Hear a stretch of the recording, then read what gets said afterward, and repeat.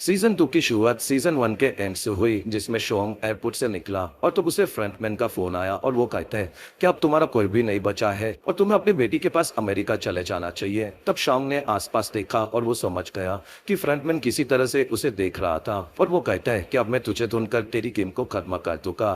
फिर शोंग वहां से निकलकर एक शॉप में आया और उसने वहां पर एक कटर लिया।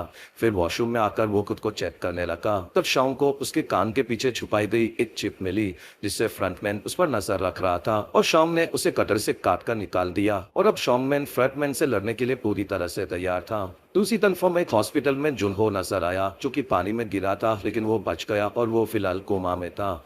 फिर जुनहो को होश आया, तब उसे उसकी माँ वहां पर आकर मिली और जुनहो के होश में आने से वो काफी ज्यादा खुश हुई। फिर हमें कहानी 2 सालों के बाद की देखने मिली, जिसमें एक कपल के आगे बढ़ने पर जुनहो और उसके साथी ने उन्हें रोका और उस कपल के हेलमेट न पहनने पर जुनहो उन पर फाइन मार रहा था। तब उसमें से लड़की जुनहो के पास आकर उस पर लाइन मार रही थी, क्योंकि जुनहो काफी हॉट था और जुनहो ने लड़के का चालान काटा। तब वो लड़का उसकी गर्लफ्रेंड को वहां पर छोड़कर ही निकल गया। तब जुनहो हंसने लगा। वहीं पर उसका सीनियर आकर उससे मिले और वो दोनों जुनहो के पास्ट के बारे में डिस्कस कर रहे थे, जिसमें जुनहो ने उन्हें आइलैंड के बारे में बताया, लेकिन उन्हें आइलैंड और गेम के बारे में कोई भी चीज पता नहीं चली थी। साथ ही जुनहो ने उन्हें जो फोटोज भेजे थे वो हमें कभी मिले ही नहीं और इसलिए सबको लगा कि जुनहो झूठ बोल रहे हैं और इसी वजह से उसका सीनियर कहते हैं कि कमिश्नर तुम्हें काम से निकालना भी चाहते हैं, तो तुम प्लीज अब उन चीजों को बोलकर आगे बढ़ो। तब जुनहो कहते हैं इसलिए तो मैं ट्रैफिक डिपार्टमेंट में काम कर रहा हूँ, क्योंकि यहाँ पर हर एक चीज का सबूत हमारे पास फोटो के चलते मिलता रहता है। सीनियर पूछते कि तुम्हें गोली मारी, क्या तुमने उसका चेहरा देखा था? तब जुनहो ने झूठ कहा कि नहीं, मैंने उसे नहीं देखा। वहां से जुनहो ने पुलिस स्टेशन में आकर खुद के गांव को देखा। तब उसे याद आया कि उसने फ्रंटमैन के हाथ में गोली मारी थी। तब फ्रंटमैन ने अपना मास्क निकाला, जिसमें जुनहो को पता चला कि वो उसी का भाई इनहो है। फिर भी जुनहो ने उसका साथ देने से मना कर दिया। तब उसके भाई इनहो ने उसके हाथ में गोली मारी थी, जिससे वो बच तो गया और ये चीज याद करके जुनहो दुखी हुआ।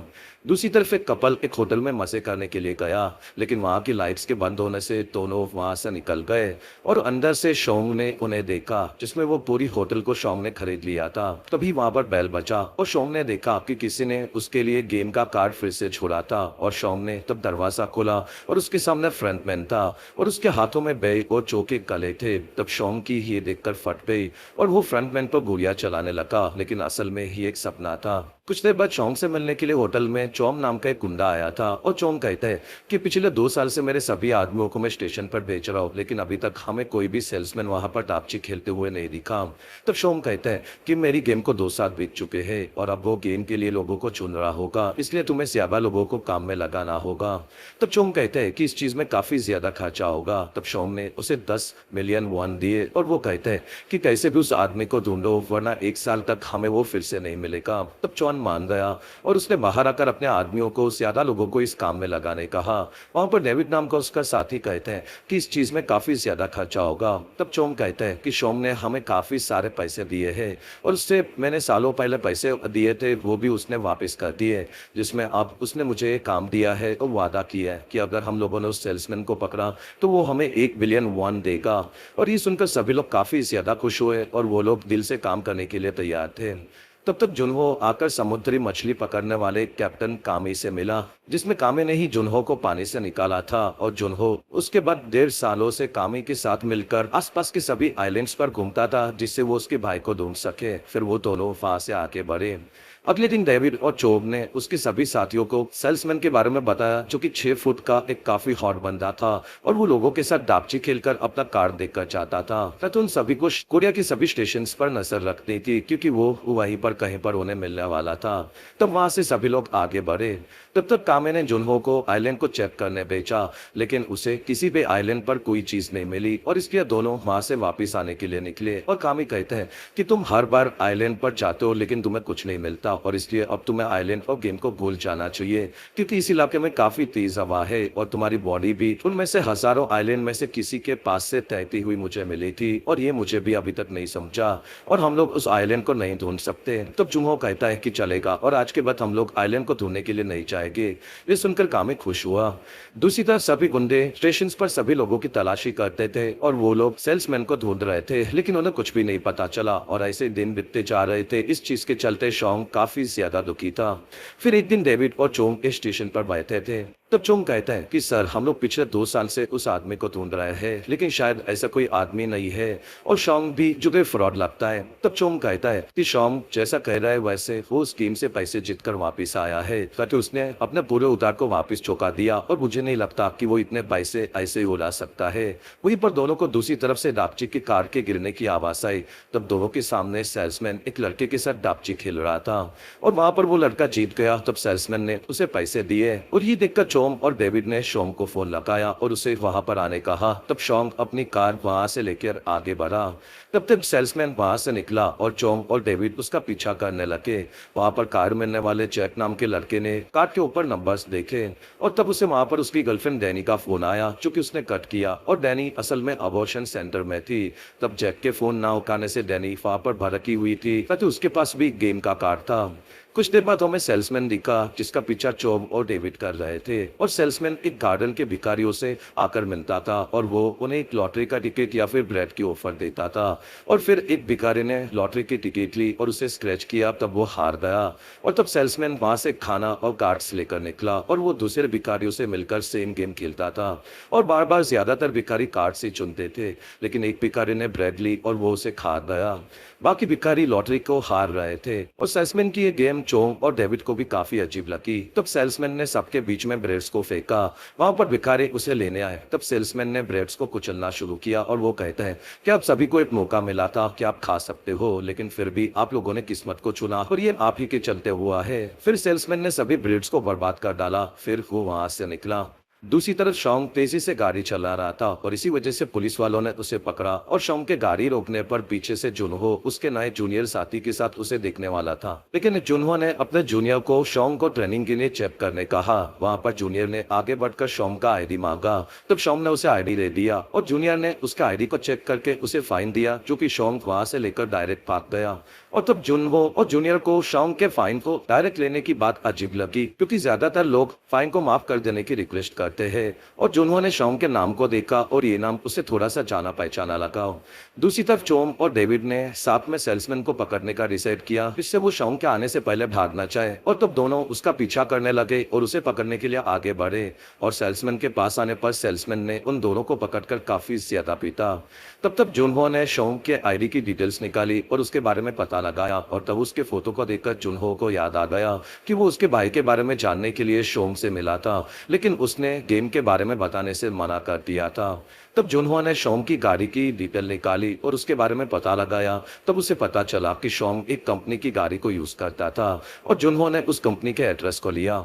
दूसरी तरफ शोंग चोंग और डेविड के लोकेशन पर पहुंचा और तब उसे वहां पर दोनों का खून दिखा। साथ ही वहां पर चोंग का चाकू पड़ा था और ये देखकर शोंग भड़क कर आसपास में देखने लगा। वहां पर सेल्समैन उसे ऊपर से देख रहा था। कुछ देर बाद सेल्समैन ने पार्क और चोंग को बांध कर रखा था और वो कहते हैं कि अब तुम दोनों रॉक पेपर सीजर खेलोगे और जो भी हारेगा उसे मैं गोली से मारूंगा। इसमें मेरी गन में एक गोली है और बाकी 5 जगह खाली है तो देखते पहला कौन मारेगा। और वहां पर दोनों डरे हुए थे। तो डेविड ने अपने गेम को नहीं खेला और सेल्समैन ने सबसे पहले उस पर गोली चला दी लेकिन वो बच गया।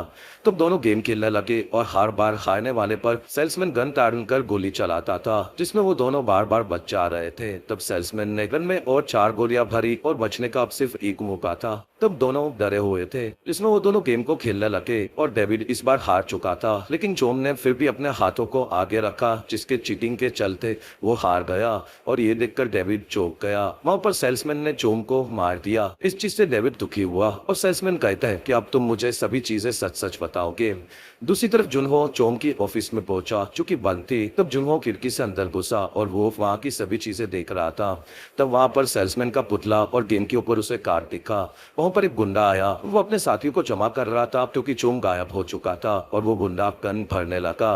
तब वहां पर जुनहो छुपा हुआ था। फिर गुंडे के निकलने पर जुनहो ने आकर टेबल को चेक किया और उन्हें शोंग की एक फाइल मिली जिसके अंदर शोंग की होटल का एड्रेस था। तब तक शोंग चोंग के साथियों को ढूंढने के लिए कह रहा था और शोंग ने देखा कि उसके होटल के बाहर लाइट चालू थी जो कि कभी भी नहीं होती थी।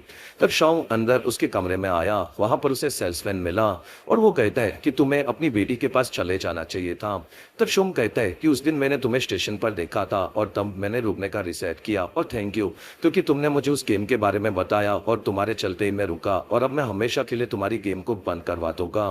तब सेल्समैन कहता है कि मुझे शुक्रिया मत कहो, मैं तो एक मामूली सेल्समैन हूँ और मैंने तो सिर्फ तुम्हें कार्ड दिया था। तब शाम कहता है कि तुम्हारा बॉस हमें गेम खिलवाता है और तुम उसके पालतू कुत्ते हो, तो बताओ कि तुम्हारा बॉस कौन है, क्योंकि मुझे उसे बताना है कि तुम ऐसे दुखी लोगों को पकड़कर ऐसे ही नहीं मार सकते। तब सेल्समैन कहता है कि मैं यहाँ तक कैसे पूछो, ये मैं तुम्हें बताता हूँ। असल में सबसे पहले मैं गेम्स में गया, तब मैं तुम्हारे जैसे लोग वहां पर मरते थे तब उन्हें चला देता था, और मुझे पता था कि ये लोग दुनिया का कचरा है जो कि किसी भी काम के नहीं है, और इसलिए मुझे उन्हें जलाने में खुशी होती थी और मुझे ये काम पसंद था।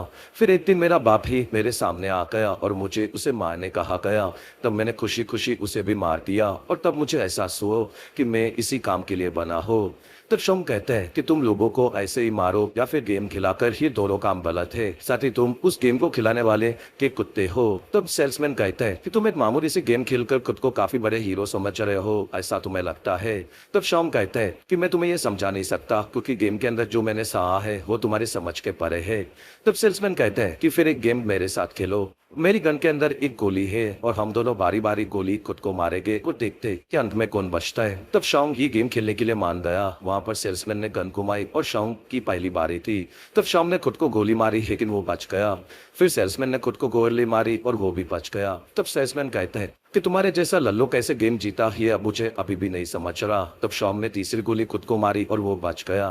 तब सेल्समैन ने खुद को भी गोली मारी, फिर से वो बच गया और अब शाओंग की बारी थी। तो सेल्समैन कहते हैं कि अब तुम्हारी फट रही होगी, जिसमें तुम मुझे दोनों गोली मारकर जीत सकते हो, और मेरी जेब में मेरे बॉस का कार्ड भी है जो कि तुम ले सकते हो। लेकिन देखते कि क्या तुम ईमानदारी से खेलकर जीतते हो या फिर उन कचरे लोगों की तरह चीटिंग करके मुझे मारोगे और साबित कर दोगे कि तुमने गेम को किस्मत से जीता था और तुम इस लायक नहीं थे।